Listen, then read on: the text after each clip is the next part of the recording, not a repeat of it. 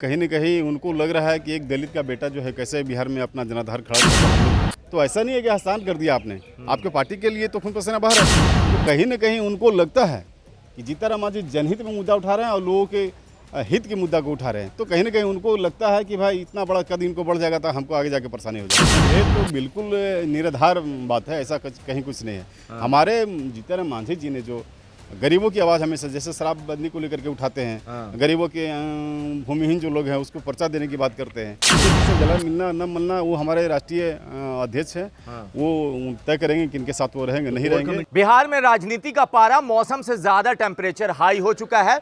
भले ही बिहार में गर्मी हो मगर राजनीतिक गर्मी जो है वो बर्दाश्त के बाहर है। मतलब पूरे देश की नजर बिहार पे और बिहार में भी खासकर एक तरफ जदयू दूसरे तरफ हम मतलब जीतन राम मांझी की पार्टी। फाइनली नीतीश कुमार का बयान आ गया कि हमने कहा था कि आप मर्ज कर लीजिए, आइए नहीं तो इधर से चले जाइए, क्योंकि हम जो बात करते थे आप लोग जाकर उधर उधर बोल देते थे। ऐसे काहे करते थे रविंद्र शास्त्री जी?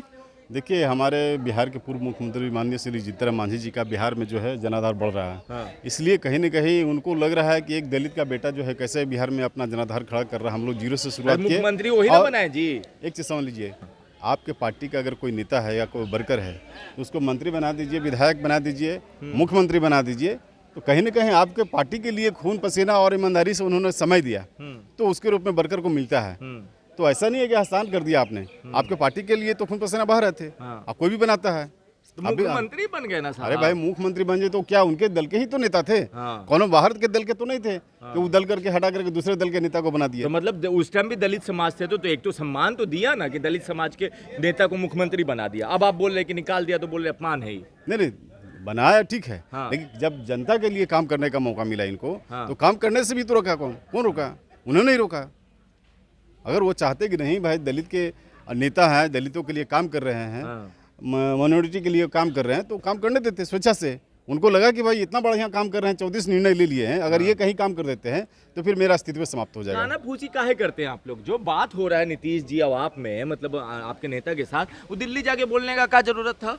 नहीं, ये तो बिल्कुल निराधार बात है, ऐसा कहीं कुछ नहीं है। हमारे जीतन राम मांझी जी ने जो गरीबों की आवाज़ हमेशा जैसे शराबबंदी को लेकर के उठाते हैं, गरीबों के भूमिहीन जो लोग हैं उसको पर्चा देने की बात करते हैं, तो कहीं न कहीं उनको लगता है कि जीतन राम मांझी जनहित में मुद्दा उठा रहे हैं और लोगों के हित के मुद्दा को उठा रहे हैं। तो कहीं न कहीं उनको लगता है कि भाई इतना बड़ा कद इनको बढ़ जाएगा तो हमको आगे जाके परेशानी हो जाएगी। और परेशानी तो होना ही है, परेशानी तो होना है, परेशानी तो निश्चित रूप से होना है उनको। भाजपा से गला मिल रहे हैं आप लोग? देखिए, बीजेपी से गला मिलना न मिलना वो हमारे राष्ट्रीय अध्यक्ष हैं, वो तय करेंगे कि इनके साथ वो रहेंगे नहीं रहेंगे। कमेटी की बैठक होगी ना, आप लोग को बताया तो किया होगा कि अब क्या करेंगे, अकेले लड़िएगा? कोर कमेटी की बैठक, आप भी तो प्रदेश अध्यक्ष है ना युवा के। कोर कमेटी की मीटिंग में हम लोग जाएंगे, वहाँ सब लोग का जो सामूहिक निर्णय होगा और राष्ट्रीय अध्यक्ष जी का जो निर्णय है उसके साथ हम लोग रहेंगे। तो मतलब उधर वाला पिच खुला हुआ है, वो स्टेडियम खुला हुआ है, जाके बैटिंग कर सकते हैं। एक चीज समझ लीजिए, राजनीतिक जीवन में विकल्प किसी के लिए भी खुला हुआ, किसी का बंद है, चाहे किसी भी आप दल के ले लीजिए। हमारी अपनी बात में नहीं कर रहा हूँ, ये दल किसी का विकल्प का भी बंद नहीं हुआ है। मान लीजिए हमारा ये भी विकल्प है कि हम जनता के बीच में जाएंगे, जनता की अदालत में अकेले चलेंगे, ये भी हमारे पास विकल्प है।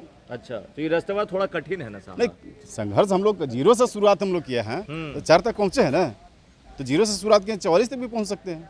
इसमें कठिन का क्या बात है? हम लोग तो संघर्ष करने के लिए, हम लोग तो अगर पार्टी के वर्कर के आप सुनिए तो लोगों का 99% वर्कर का यही राय था कि वो शुरू से ही मान के चलिए संघर्ष के रास्ता अपनाते हैं। हम लोग को विभाग में रहना ही नहीं चाहिए था। अब तो सरकार से बाहर हो गए, बड़ा अफसोस हो रहा होगा। नहीं, अफसोस नहीं हो रहा, अफसोस नहीं हो रहा। हम लोग निश्चित रूप से ऐसा कुछ नहीं है। हम लोग जो पार्टी के नेता हैं उनका क्या निर्णय आता है, उनको निर्णय के साथ हम लोग हैं और हम लोग संघर्ष करने के लिए तैयार हैं। रविंद्र शास्त्री जो युवा के प्रदेश अध्यक्ष है, इनका साफ कहना है कि हम लोग शुरू से संघर्ष के साथ ही रहे हैं, संघर्ष करते रहेंगे। 4 से 44 में पहुंचने में वक्त नहीं लगता, मगर साहब ये भी चीज़ सही है कि सत्ता से निकल गए हैं तो विपक्ष का रास्ता मतलब जो भाजपा है वो भी एकदम बाहें फैलाकर वेलकम कर रही है। स्वागत करने से पहले ये जरूर होगा कि कितना मिठाई हमको मिलेगा, मिठाई मतलब कितना सीट, उस पर बात बाकी है। बाकी मांझी जी भी दिल्ली जाएंगे, ये भी कंफर्म है। बाकी आप अपनी राय नीचे कमेंट बॉक्स में लिखें। हमारे चैनल को सब्सक्राइब कर ले। धन्यवाद।